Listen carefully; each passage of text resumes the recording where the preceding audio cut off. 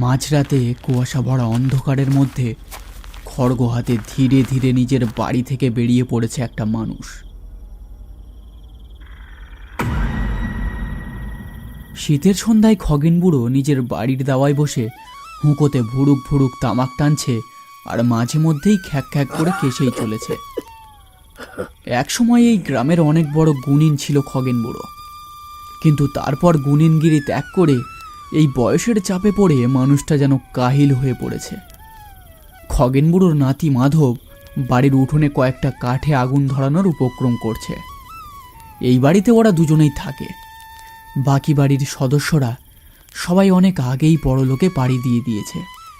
দাদু, এই আসো আসো, আগুনের তাপ নেবে আসো। এই ঠান্ডায় আগুনের তাপ নিলে শরীরের জ্বর একেবারে ছেড়ে যাবে, বুঝেছ? আরে রাখ তোর জট, আমি শীত কাটানোর ওষুধ সেবন করছি, দেখতে পাচ্ছিস না বেটা? হ্যাঁ,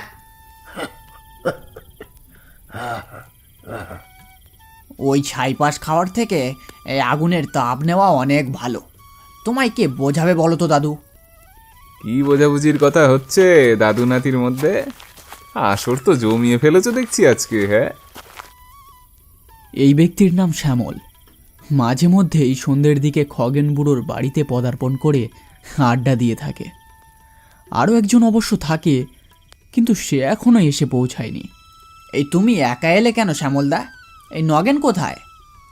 আরে আমি ওর বাড়ির পাশ দিয়ে আসার সময় অনেকবার ডাক দিলাম, কিন্তু ব্যাটা কোনো সাড়াই দিল না। অগত্যা আমি একাই চলে এলুম। তা ভালোই করেছ, ও বোধহয় আজকে আর আসবে না। তুই কি করে জানলি ও আজকে আসবে না? না মানে নিশ্চিত হলি কিভাবে যে আসবেই না? নিশ্চিত নই, কিন্তু দুপুরের দিকে ওকে আমি মোড়ের মাথায় এই শৈলেনের সাথে দেখেছিলাম।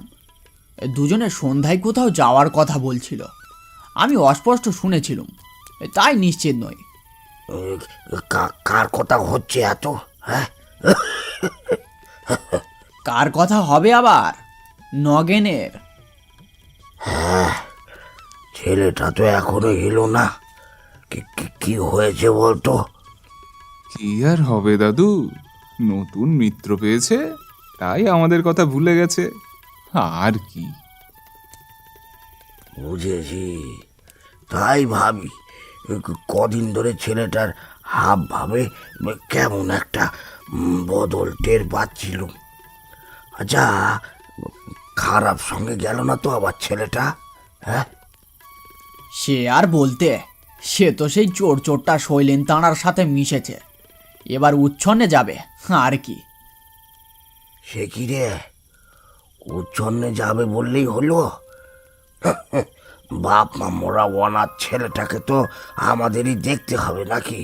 হ্যাঁ, শৈলেনের মতো উদ্বাস্তুর সাথে থাকলে ছেলেটা তো এমনি শেষ হয়ে যাবে। কাল তোদের সাথে নগেনের দেখা হলে আমার সাথে একবার দেখা করে যেতে বলিস তো। হ্যাঁ, এই সে নয় বলবো, কিন্তু তাতে কি আর হবে? আজ তো আমায় দেখা পেয়েও একেবারে উপেক্ষা করে চলে গেল। কে জানে কি চেপেছে ব্যাটার মাথায়। বাদ দে তো, যে যা করতে চাই করুক, অত দেখলে হবে? হ্যাঁ সেটাই। যাকে, তা তুমি কালকে যাবে তো জমিতে? হ্যাঁ, যাব যাব, না গেলে খাবো কি? কিন্তু একটু বেলার দিকে বের হবো, বুঝলি, বড্ড শীত লাগে সকালের দিকে।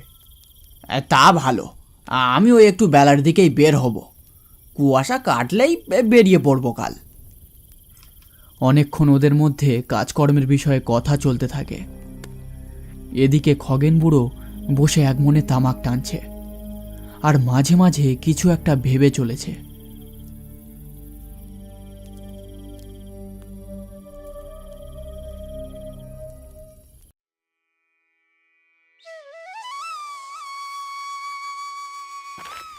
কুয়াশা কাটিয়ে সূর্যের তাপ গায়ে পড়তেই মাধব কোদাল কাঁধে বেরিয়ে পড়ে নিজের জমির দিকে।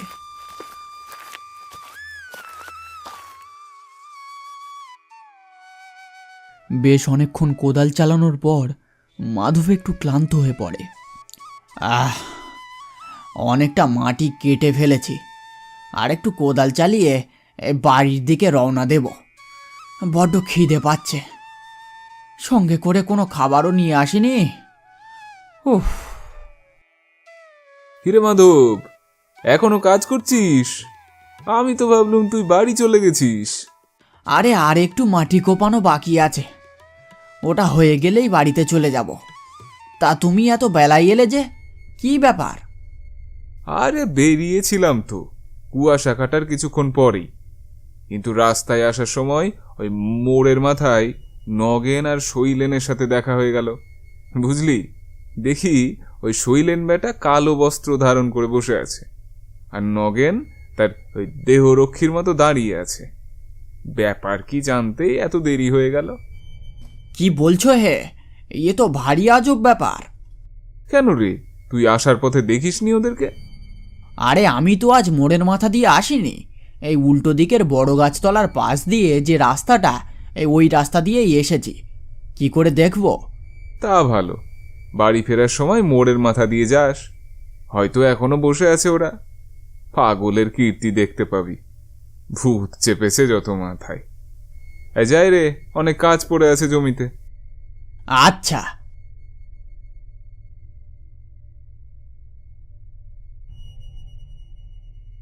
আরও খানিকটা মাটি কুপিয়ে মাধব বাড়ির দিকে রওনা দেয়। বাড়ির পথে মোড়ের মাথায় মাধব খগেন আর শৈলেনকে দেখতে পায়। শৈলেনের সারা গায়ে কালো বস্ত্র, আর নগেন ঠিক শৈলেনের পাশেই চেলার মতো দাঁড়িয়ে আছে। এই কি রে নগেন, এখানে কি করছিস? তোর কাজ নেই নাকি? সদ্য চাষের কাজ পড়ে আছে তোর, সেটা না করে এখানে দাঁড়িয়ে এই শৈলেন হুমদোটার সাথে ভোগলমি করছিস? মাধবের কথা শুনে শৈলেনের চোখ রাগে জ্বলে ওঠে, যেন চোখ দিয়েই সে মাধবকে পারলে ভস্ম করে দেবে। কিন্তু মুখে কিছু বলে না সে। খগেনও একেবারে বাক্যহীন হয়ে দাঁড়িয়ে থাকে। কি রে বেটা, চুপ করে রইলি যে? বোবা হয়ে গেলি নাকি? কি বললাম শুনতে পেলি না? তোর অসুবিধাটা কোথায় বলতো? ওর জমি, ওর কাজ, ও যখন ইচ্ছা করবে। তুই বলার কে? তোর এত মাতব্বরি করতে কে বলেছে? দেখ শৈলেন, তোর সাথে আমি কোনো কথা বলতে চাই না। আমি আমার বন্ধু নগেনের সাথে কথা বলছি। এর মধ্যে তুই নাক গলাতে আসলে তোর নাক ফাটিয়ে দেবো একেবারে। চোরটা উদ্বাস্তু কোথাকারে। আমি ভালোই বুঝতে পারছি তুই নগেনকে ভুলিয়ে খারাপ কাজের দিকে নিয়ে যাওয়ার মতলবে আছিস। সেটা আমি কিছুতেই হতে দেব না। চুপ কর তো, অনেকক্ষণ থেকে ভুলভাল বকে চলেছিস। বাড়ি যা, মেলা মাথা গরম করিস নে, যা দেখি। নগেনের মুখ থেকে এই কথাগুলো শুনে মাধব একেবারে অবাক হয়ে যায়। এ কোন নগেন? এ তো তার বন্ধু নগেন নয়। এমন ব্যবহার সে তো কারোর সাথে করে না। তাহলে হঠাৎ কি হয়ে গেল নগেনের? কিরে, এখনো এখানে দাঁড়িয়ে আছিস যে বড়? যা না এখান দিয়ে, কেন ভিড় বাড়াচ্ছিস? এক্ষুনি লোক জড়ো হবে এখানে নিজেদের সমস্যার সমাধান খুঁজতে। শৈলেন গুরু তাদের সমস্যা দূর করবে। তুই বেকার এখানে দাঁড়িয়ে ভিড় বাড়ানোর আগে পালা দেখি। মাধব নগেনের উপর প্রচণ্ড রেগে গিয়ে বলে ওঠে, পাগলামির একটা সীমা থাকে। যাকগে, দাদু তোর খোঁজ নিচ্ছিল, পারলে দেখা করে আসিস, না হলে চুলোয় গিয়ে মরিস, দেখতে আসবো না। হ্যাঁ। বলেই তারপর সেখান দিয়ে হন হন করে হেঁটে চলে যেতে থাকে মাধব। কিন্তু শৈলেনের মুখে তখন এক অজানা কুটিল হাসি খেলছে। এই হাসি নিশ্চয়ই খারাপ কিছুর ইঙ্গিত হতে চলেছে।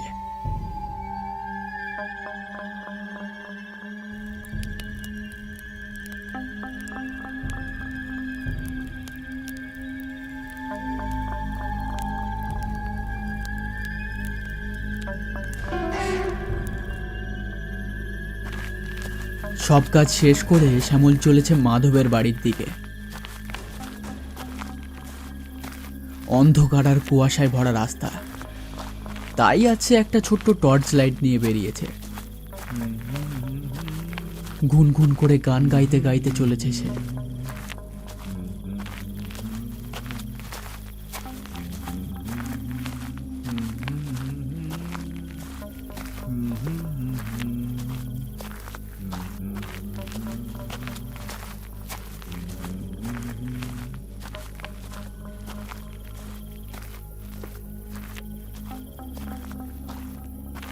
হঠাৎ রাস্তার পাশের ঝোপঝাড় দিয়ে অস্বাভাবিক কিছু একটার আওয়াজ শুনতে পায় শ্যামল। আওয়াজটা শুনে সেখানেই দাঁড়িয়ে যায় সে। তারপর পিছনে ফিরে ঝোপের দিকে তাকিয়ে দেখে অন্ধকারে একটা লাল চোখ ঠিক ঝোপের উপরে বেরিয়ে আছে আর তার দিকেই তাকিয়ে আছে। এতক্ষণ মনে হয় কিছু একটা খাচ্ছিল সে। শ্যামল হাতে ধরা টর্চ লাইটের আলো ফেলে ঝোপের দিকে। তৎক্ষণাৎ চোখটা মিলিয়ে যায়। দৃশ্যটা দেখে শ্যামলের গা ছমছম করতে শুরু করে। ভয়ার্থ কণ্ঠে শ্যামল বলে ওঠে, কে কে ওখানে? আচমকা ঝোপের মধ্যে দিয়ে মুখে কাপড় বাঁধা একজন লাঠি হাতে ঝাঁপিয়ে পড়ে শ্যামলের উপর।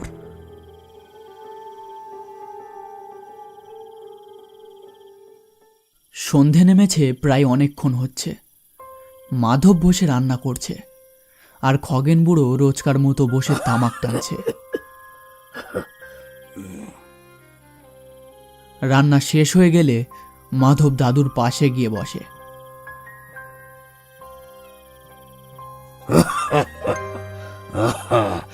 জমির কাজ কতটা এগোলো রে নরেন? হ্যাঁ, আমাকেও হাত লাগাতে হবে নাকি? না না, আমি একা করে নেব। না পারলে শ্যামলদাকেও ডেকে নেব। তোমার শরীর ভালো নেই, তোমাকে কিছু করতে হবে না। হ্যাঁ রে, শ্যামল তো এখনো এলো না। ওর আবার কি হলো? দেখো, হয়তো দেরি করে ফিরেছে জমি থেকে, তাই আসতে দেরি হচ্ছে। কে জানে কার কি হচ্ছে। নগেনেরও তো কোনো দেখা নেই। আজকে দেখা হয়েছিল তোর সাথে নগেনের? হ্যাঁ, ওই হয়েছিল। আগ বাড়িয়ে কথা বলতে গেছিলাম, তারপর তার সে কি দম্ভ। আমি খোঁজ নিচ্ছিলাম, বলিসনি ওকে? হ্যাঁ,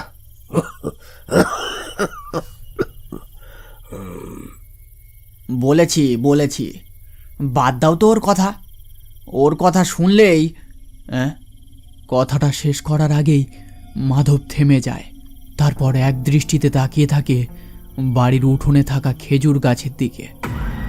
খেজুর গাছের পিছন দিয়ে একটা লাল জ্বলন্ত চোখ উঁকি মারছে। দৃশ্যটা দেখে মাধবের চোখ দাঁড়িয়ে যায়। সে আচমকা বলে ওঠে, কে কে ওখানে? কেউ কি মারছে? শ্যামল নাকি? তাকাস না ওদিকে মাধব। চোখ বন্ধ করে ফেল, চোখ বন্ধ করে ফেল। মাধব এই কথাটা শুনে প্রথমে অবাক হয়ে যায়, তারপর ব্যাপারটা বুঝতে পারে। দাদু হয়তো কোনো খারাপ শক্তির আভাস পেয়েছে, তাই এমনটা বলছে। আমি সন্ধ্যে থেকেই এমন কিছু একটার উপস্থিতির সংকেত পাচ্ছিলাম। আমার ডান চোখটা সন্ধ্যে থেকেই লাফাচ্ছিল। একটা আসন্ন বিপদের আভাস মনে হয়েছিল, কিন্তু সেটা এত তাড়াতাড়ি টের পাওয়া যাবে বুঝতে পারিনি। কোন আসন্ন বিপদের কথা বলছো দাদু? আমি তো কিছুই বুঝতে পারছি না। আর ওই জ্বলন্ত চোখটাই বা কার ছিল?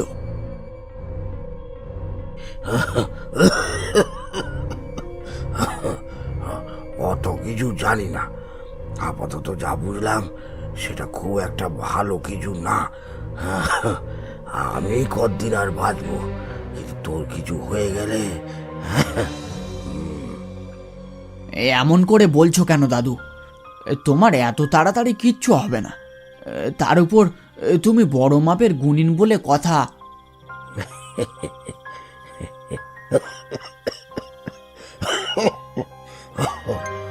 বয়সটা তো কম হলো না রে বাপ।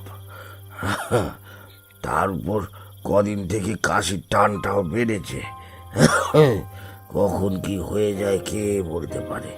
আর গুণিনগিরি তো কবে উড়ে গেছে, তার বিদ্যে আর কতই বা পেটে আছে বল।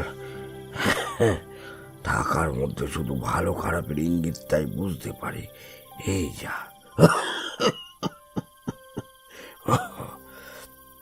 আচ্ছা দাদু, তুমি তো এই গ্রামের অনেক বড় নামকরা গুণিন ছিলে। তাহলে কি এমন হলো যে তোমায় গুণিনগিরি ছেড়ে দিতে হলো? গুণিনগিরি নিজে থেকে ছাড়া যায় না। সময়ের সাথে সাথে আয়ত্ত করা গুণিন বিদ্যা নিজে থেকেই আয়ত্তের বাইরে বেরিয়ে যায়। আমার কোনো লোভ ছিল না। আমি মানুষের বিপদ আপদে সবসময় পাশে থাকার চেষ্টা করেছি, কিন্তু কিন্তু একটা ঘটনার পর গুণের বিদ্যাটা যেন ধীরে ধীরে আমার আয়ত্তের বাইরে চলে যেতে থাকে। ঘটনাটা কি? কি হয়েছিল তোমার সাথে? না রে, আজ থাক, পরে একদিন বলবো খন। হ্যাঁ, এসব অতীতকে মনে করলে কেমন যেন গায়ে কাটা দিয়ে ওঠে আমার। ওহ, কি বিভৎসই না ছিল সেই ঘটনাগুলো। কত দুঃখ, কত কষ্টই না পেয়েছে আমার সব থেকে আপন একজন।